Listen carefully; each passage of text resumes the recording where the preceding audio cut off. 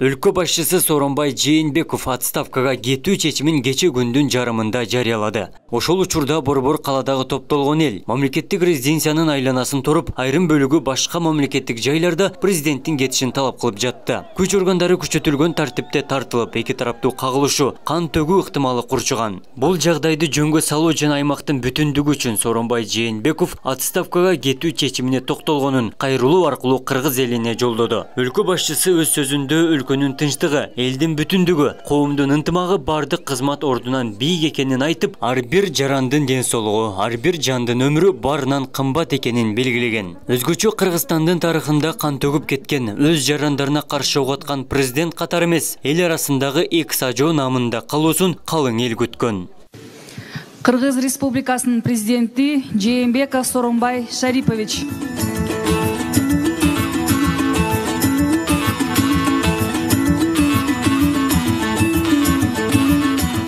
Бүгүн аларча мамлекеттик резиденциясынын Эне Сай залында жогорку кеңештин депутаттары, өкмөт мүчөлөрү жана президенттик аппараттын өкүлдөрү Сооронбай Жээнбековду жана премьер-министр Садыр Жапаровду күтүп алды. Негизги каралуучу маселе өлкө башчысынын отставкасын кабылдоо. Бир добуштан эл өкүлдөрү колдоого алып, Сооронбай Жээнбеков жүргүзгөн саясат өлкөнүн өнүгүүсүнө жол ачканы айтылды. Президент кайрылуу жолдоп, аз убакыт ичинде аткарылган негизги аракеттерге токтолуп, иш болгон жерде кемчиликтер да орун алган үчүн кадырман элден кечирим сурады. Ар бир президенттин чоң кыялы максаты болот экен.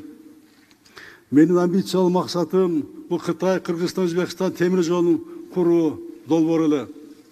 Бул долбоор боюнча жогорку деңгээлдеги сүйлөшүүлөр болуп, саясий чечим кабыл алынган. Ушуга тиешелүү өлкө башчылары менен сүйлөшүп, бул ишти баштаганбыз. Эксперттер ишке киришип, маселе ордуна жылган. Билесиздер, бул долбоор Кыргызстан үчүн, биздин келечек үчүн аба менен суудай керек. Бийликке келе жаткан азаматтарга ушул ишти улантуу аманатын калтырып кетип жатам. Кудайдын колдоосу менен ушул долбоордун ишке ашуусун тилейм, ийгилик каалайм. Иш болгон жерде кемчилик болду. Ал үчүн кадырман элим, сиздерден мен кечирим сурайм. Ар бир мекендешиме ден соолук жана бакыт таалай тилейм. Жашообузду дайыма тарыхка айланчу убакыт, бат эле ак менен караны ордуна коюп, баарыбыз көрүп жүрөбүз. Тарых жана элибиз буга өз баасын берет. Бирок биз Сооронбай Жээнбеков элдин эсинде жаратман президент катары кабыл алат деп ишенимдүү айта алабыз. Сооронбай Шарипович Жээнбеков бүгүн президенттик кызматтан чоң кадыр баркы менен башын бийик көтөрүп кетүүдө. Экс макам сакталып каларын төрага билдирип, депутаттардын колдоосу менен жылуу маанайда өлкө башчысы узатылды.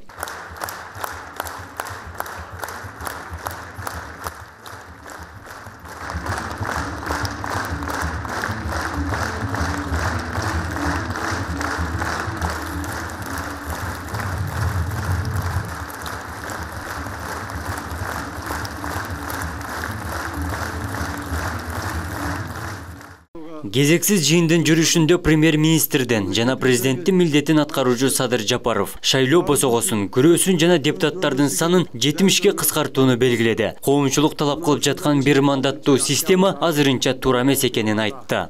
Анан эми президенттикте шайлоо болуш керек. Кудай буюрса болот. Аны уже консультация жүргүзүп туруп, ушул жумада, аркы жумада белгилейбиз күнүн.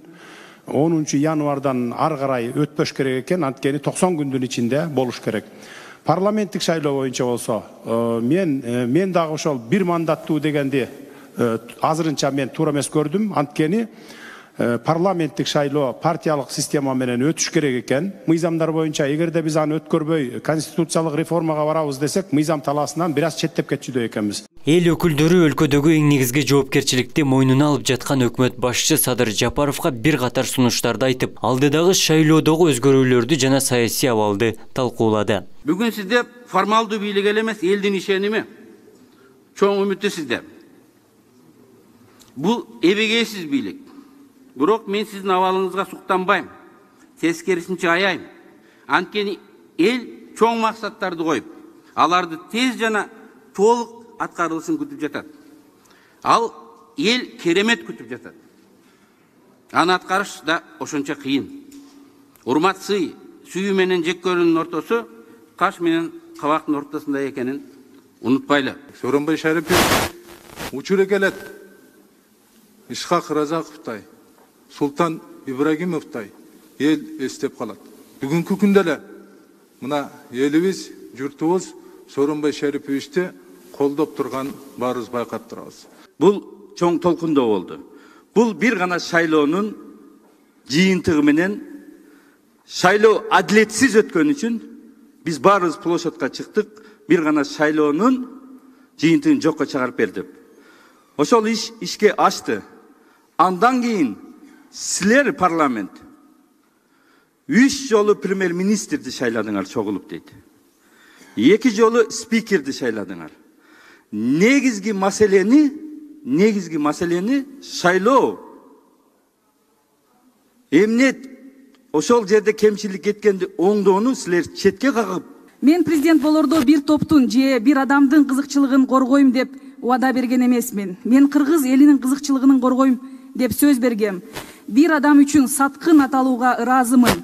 Элдин кызыкчылыгын саткын болуудан Кудай мени сактасын деген сөздөрүңүзгө бек болдуңуз. Дүйнөдөгү пандемия алсыз экономиканы төмөндөтүп турган кезде соңку көтөрүлүштөр жана нааразычылыктар ого бетер артка тартты. Бул жагдайдын калууна келишине өкмөт тынымсыз иштеп, эл дагы колдоого алуусу зарыл. Алдыда ири саясий өнөктүктөр орун алат. Абдумалик Базарбаев, Элемон Акбаев, Ош ТВ.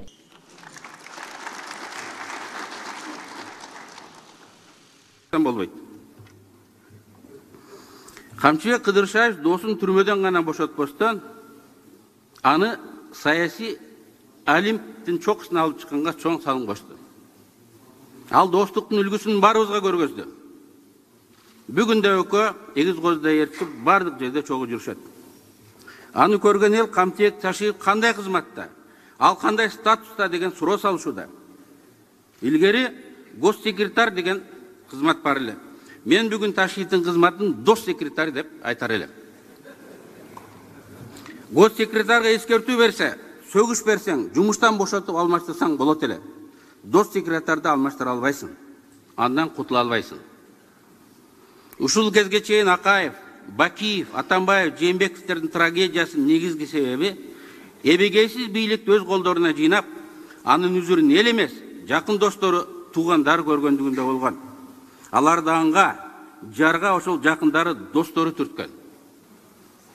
Бул бүгүнкү бийликке, урматтуу Садыр Нуркожаев, сизге, сиздин айланадагы ишенген командаңызга чоң сабак болуш керек. Ошондуктан урматтуу Камчыбек Кыдырбаев, сиздин жоопкерчилигиңиз Садыр Жапаровдун тарых алдында кем эмес, балким андан да жогору. Бүгүнкү өлкөдөгү саясий кризистин негизги себептеринин бири адилетсиз шайлоолор. Жаңы шайлоо өткөрөрдүн алдында шайлоо системасындагы кемчилдиктерди оңдошубуз керек. Биринчи кезекте шайлоо кодексине шайлоо босогосун 7-ден 3%ке түшүрүп, шайлоо күрөөсүн азайтыш керек. Бул жаңы жаш, карапайым саясий күчтөрдүн парламентке келишине жол ачат. Алар көчөдө ушуну талап кылып турушат. Бул бүгүнкү күндүн талабы. Бүгүнкү күн жаңыланууга чакырып турат. Бүгүн өлкөдө президент да, азыр кетти, парламент да, туруктуу өкмөт да жок. Биз убактылуу өкмөт менен жашап жатабыз. Кезексиз парламенттик шайлоону 3 айдын ичинде, кайра президенттик шайлоону 3 айдын ичинде, кайра парламенттик шайлоолорду 60 күндүн ичинде өткөрүү зарыл. Мен эки шайлоону бириктирип, бир күндө өткөрүүнү сунуш кылам. Буга мыйзам жол берет. Биз акча каражаттарын гана экономдоп калбастан, өлкөдө мыйзамдуу бийликтерди тез калыптанышына, саясий стабилдүүлүктүн тез орношуна жетишет элек. Бүгүнкү убактылуу өкмөттүн негизги милдеттеринин бири таза адилеттүү шайлоолорду өткөрүү. Мамлекет башчысынын милдетин аткарган премьер-министр президенттик шайлоого катыша албайт. Бул адилеттүү чектөө. Анткени эч ким өз статусунан ачыкча пайдаланбасын деген чек, кооптонуп, Конституцияда так ушинтип белгиленген. Эгер премьер-министрдин жан досу, жакын партиялашы президенттик шайлоого катышса, шайлоонун адилеттүү болгондугуна илишинеби? Эгер премьер-министр болбосо да шайлоого катышып жаткан анын жакындары өз статустарын ашыра пайдаланбады дегенге бүгүн илишинеби? Ошондуктан Садыр Нуркожоев сиздин жакын чөйрөңүз президенттик шайлоого катышпаса алдыга койгон максаттарга жеткенге Кыргызстанга жакшы шарт түзүлөт эле. Жакында сиз конституция коюп, колуңузду коюп ант бересиз. Конституцияны, Кыргызстандын мыйзамдарын так сактайм деп. Болуп келбөгөн президент, биздин 5 коңушубуз Орта Азия өлкөлөрү бизге кайрылды. Кыргыздар, тынччылык болуш үчүн конституцияңарды сактагыла. Мыйзамда көргөзүлгөн тартипте бийлик органдарын калыптандыргыла деди. Бүгүн Евросоюз да айтып отурат. Мен муну менен эмне айткым келет? Шайлоонун өтүнүн мөөнөтү, шайлоо өтүнүн тартиби конституцияда, мыйзамдарда көргөзүлгөн мөөнөттө болуш керек. Эгер башкача өзгөрүүлөр болсо, бул стабилдүүлүктүн орношуна шарт түзбөйт. Урматтуу Садыр Нуркожоевич, сиз биздин өлкө гана эмес, бүтүндөй дүйнө чайпалып турган маалда мамлекет башына келип, тоодой жоопкерчиликти жана тарыхый миссияны өзүңүзгө алып жатасыз. Ушул тапта эл аралык коомчулук, жакын Кыргызстан бул кризистен кантип чыгат деп карап турат. Буга чейинки тарыхыбыз көрсөткөндөй, биз бул иретте мындай сыноодон ийгиликтүү өтөбүз. Элдин ынтымагы өлкөбүздүн бүтүндүгү болсун. Урматтуу депутаттар, жаңы убактылуу өкмөт Кыргызстандын тарыхында өз ишин баштап отурат. Келгиле, чын жүрөктөн аларга бата берип, ишибиз ийгиликтүү болсун деп тилейли. Рахмат.